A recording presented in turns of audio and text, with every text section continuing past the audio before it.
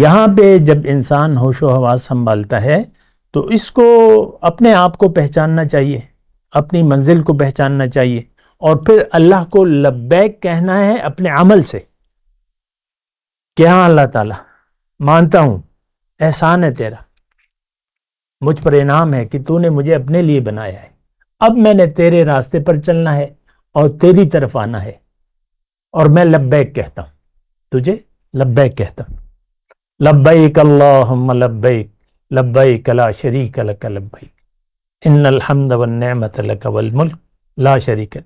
دیکھیں یہ جو بھی ہم دین کر رہے ہیں یہ ایک ظاہر ہے، اس کی روح سے ہم واقف نہیں ہیں۔ اللہ اکبر اللہ اکبر اللہ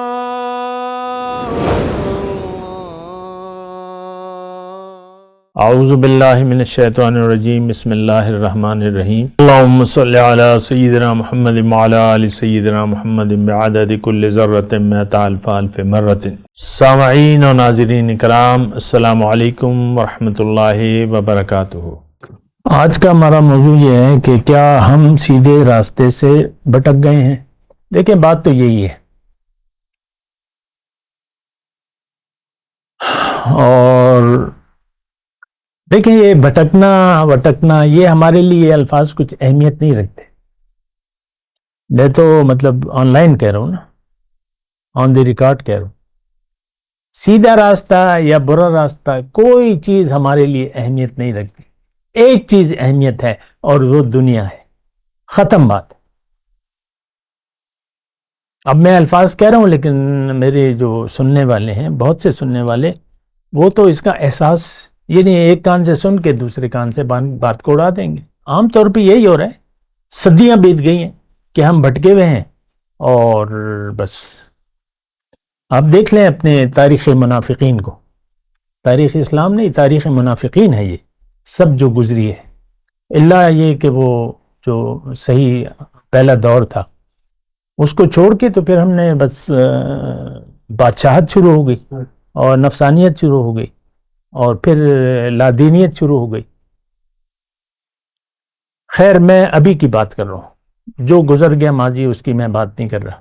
سیدھے راستے سے آج کا مسلمان بھٹکا ہوا ہے، اس نے منزل بنا لیا ہے دنیا کو، اور یہ دنیا کے راستے پر۔ دیکھیں ایک بات میں کہوں، اللہ نے ہمیں اپنے لیے بنایا ہے، یہ بات میں نے گزشتہ نشست میں بھی کہی تھی۔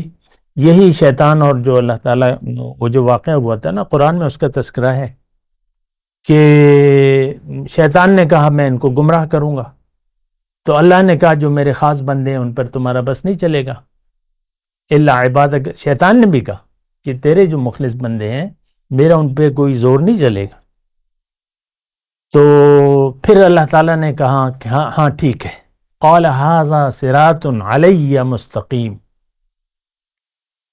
کہ تم جو بات کہہ رہے ہو کہ تمہاری جو بات مانے گا اس کو میں تمہیں اور تمہاری جو پیروکار ہیں جہنم سے ان کو بھر دوں گا، لیکن جو میرے بندے ہیں ان پر تمہارا زور نہیں چلے گا، ان کو تم گمراہ نہیں کر سکو گے۔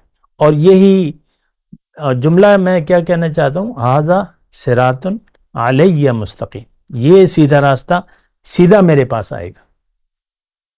وعلی اللہ قصد السبیل ومنہا جائر، سیدھا راستہ تو اللہ تک جا پہنچتا ہے۔ ہم نے گزشتہ نشست میں بات کی تھی نا، سیدھا راستہ ہے کیا؟ تو اللہ تعالیٰ فرماتا ہے قرآن میں، ھذا صراط علی مستقیم، یہ سیدھا راستہ میرے تک۔ پھر سورہ نحل کی آیت ہے وعلی اللہ قصد السبیل ومنہا جائر، سیدھا راستہ تو اللہ تک جا پہنچتا ہے، باقی راستے تو ٹیڑھے ہیں۔ تو بہرحال دیکھیں میں یہ ساری باتیں جو کہہ رہا ہوں اس میں جو خیر خواہی کا عنصر ہے، بس وہی، کسی کی میں نے دل آزاری نہیں کرنی بلکہ ایک توجہ دلانی ہے کہ بھئی ہم نے چلنا ہے اللہ کو منزل بنا کے اللہ کے راستے پر، اور کہنا لبیک ہم نے کہنا ہے دنیا کو نہیں، اللہ کو لبیک کہنا ہے۔ جو حاجی کا ترانہ ہوتا ہے نا وہ ہم نے یہاں کہنا ہے، یہاں تو آپ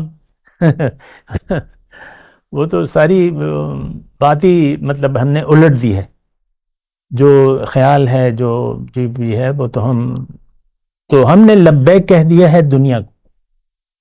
یہاں پہ جب انسان ہوش و حواس سنبھالتا ہے تو اس کو اپنے آپ کو پہچاننا چاہیے، اپنی منزل کو پہچاننا چاہیے، اور پھر اللہ کو لبیک کہنا ہے اپنے عمل سے کہ ہاں اللہ تعالیٰ مانتا ہوں، احسان ہے تیرا، مجھ پر انعام ہے کہ تو نے مجھے اپنے لیے بنایا ہے، اب میں نے تیرے راستے پر چلنا ہے اور تیری طرف آنا ہے، اور میں لبیک کہتا ہوں، تجھے لبیک کہتا ہوں. لبیک اللہم لبیک لبیک لا شریک لک لبیک ان الحمد والنعمت لک والملک لا شریک لک. دیکھیں یہ جو بھی ہم دین کر رہے ہیں یہ ایک ظاہر ہے، اس کی روح سے ہم واقف نہیں ہیں. لاکھوں لوگ گئے ہوئے حج پہ یا عمرے پہ جاتے ہیں، وہاں جا کے بس مجبوراً لبیک کہہ دیتے ہیں، زبان سے کہتے ہیں. آپ کو یہاں پر لبیک کہنا تھا. جب انسان ہوش و حواس سنبھالتا ہے اور شعور اور اس پہ ذمہ داری آ جاتی، اس کو یہاں پر سوچ سمجھ کر لبیک کہنا ہے اللہ کو، اور اپنا رخ کرنا ہے اسے اللہ کی طرف، اللہ کے راستے پر چلنا ہے. یہ مقامی طور پہ ایک رہنما کا انتخاب کر لیں جو آپ کی رہنمائی کرے، اللہ کے راستے میں آپ کی رہنمائی کرے.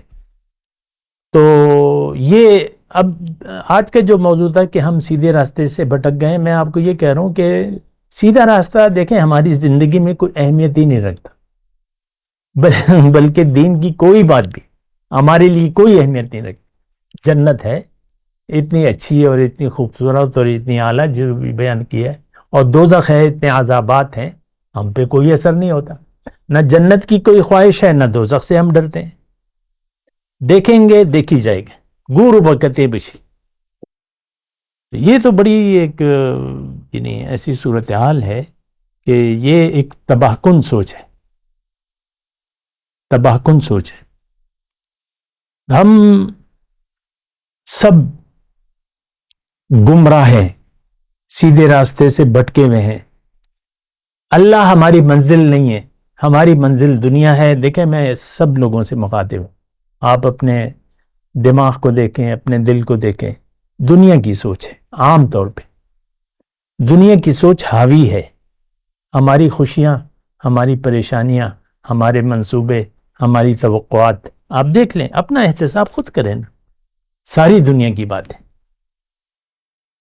اللہ، منزل، اللہ کے راستے پر چلنا، اللہ کا حکم، پیغمبر کا طریقہ ہمارے لیے اہمیت رکھتے نہیں ہیں. جنت جانے کی تیاری، دیکھیں جنت ایک منزل ہے. یہاں پہ آپ کسی بھی سفر ابراڈ جاتے ہیں، کہیں بھی جاتے ہیں، تو آپ تیاری نہیں کرتے اپنے لیے کپڑے وپڑے اور کچھ ماہ کے. یہاں کوئی گرمی میں یا موسم میں جاتا ہے ٹھنڈے علاقوں میں تو پوچھ لیتا ہے کہ بھئی وہاں موسم کیسا ہے، اس کے حساب سے ہم کچھ گرم کپڑے رکھ لیتے ہیں. وہاں بھئی بڑی سردی ہے تو کچھ گرم کپڑے رکھ لیتے ہیں. پھر کچھ کھانے پینے کا سامان جو بھی ہے تو وہ ہمیں کہا جاتا ہے. تو یہ ایک سفر ہے، دنیا ایک سفر ہے، اور اس میں ہم نے بھرپور تیاری کرنی ہے جنت جانے کی. اس کے بارے میں تو میں بات کرتا رہتا ہوں، اور مختلف انداز سے بات ہو سکتی ہے، لیکن آج میں آپ کو یہی کہہ رہا ہوں کہ ہمیں منزل بنانا ہے اللہ کو ایک یقین کے ساتھ. اللہ کو منزل بنانا ہے، اس کے لیے پھر اللہ کے راستے پر چلنا ہوگا، اور اس کے لیے ایک رہنما کی ضرورت ہے. کیونکہ یہ تو کوئی نہیں ہے کہ بس آپ کتاب میں دیکھ کر بس چلے جائیں گے. تو آپ ایسا نہیں کر سکتے. ایک رہنما مقامی طور پہ کوئی بھی ہو جو اللہ کے راستے پر ہو اور اللہ کا راستہ آپ کو بتائے، ایک رہنمائی ہے. تو اس کے بعد جو ہے بس آپ اپنا سفر طے کریں، ایک مخصوص نیت بنائیں اور زندگی اللہ کے لیے خاص کر دیں. فَعَبُدِ اللَّهَ مُخْلِصًا لَهُ الدِّينَ، اللہ کی بندگی کرو اور دین یعنی زندگی اس کے لیے خالص کر دو. آج تو ہم نے زندگی خالص کی ہوئی ہے دنیا کے لیے. ہماری سوچ میں دیکھیں ہماری بڑی محدود سوچ ہے. میں یہی ہوں، میری عمر 70 سال ہونے والی ہے، میری عمر کے لوگ کیا سوچیں گے، اب میں جانے والا ہوں. پھر اپنے یہ وہ جو بھی ہے، لیکن خیال دنیا سے میں باز نہیں آؤں گا۔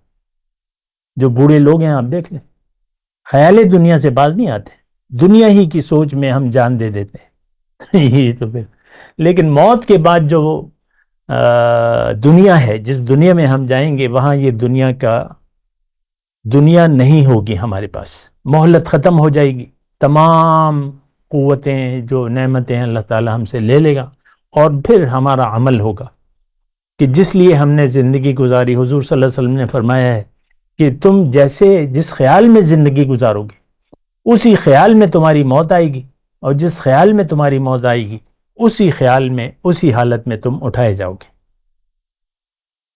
اور ہم سب کے چہرے اس وقت کالے ہیں، یوم تسود وجوہ، تو یوم تبید وجوہ و تسود وجوہ، اس دن بعض چہرے سفید ہوں گے، چمک رہے ہوں گے، اور بعض چہرے کالے ہوں گے۔ اس وقت دنیا کی کالک ہمارے چہروں پر لگی ہوئی ہے، ہر شخص دنیا دار ہے۔ دیکھیں، دنیا کی سوچ ایک کالک ہے جو آپ اپنے منہ پر سجا لیتے ہیں، وہ پتہ نہیں چلتا، آپ کو پتہ نہیں چلتا، لیکن ہوتی وہ کالک ہے۔ دنیا کا خیال اور دنیا کی سوچ یہ ایک سیاہی ہے، ایک پردہ ہے جو آپ اپنے اوپر ڈال لیتے ہیں۔ ایک آیت میں آخر میں سناؤں گا آپ کو، اذا قرأت القرآن جعلنا بینک وبین الذین لا یؤمنون بالآخرۃ حجابا مستورا۔ اے داعی قرآن، جب تم قرآن پڑھتے ہو، یعنی قرآن کو سمجھاتے ہو، تو جو لوگ آخرت پر یقین نہیں رکھتے، تمہارے اور ان کے درمیان میں ایک پردہ ڈال دیتا ہوں جو نظر تو نہیں آتا۔ تو آج ہمیں حق کی بات نہ سنائی دیتی ہے، اس وقت ہم سب پردے میں ہیں۔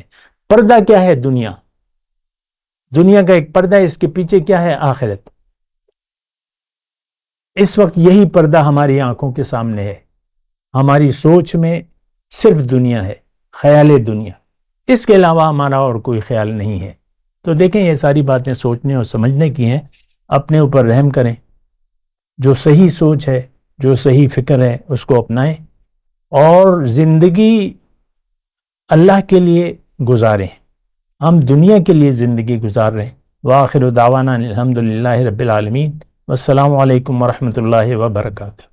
مولاي صل وسلم دائما ابدا على حبيبك خير الخلق كلهم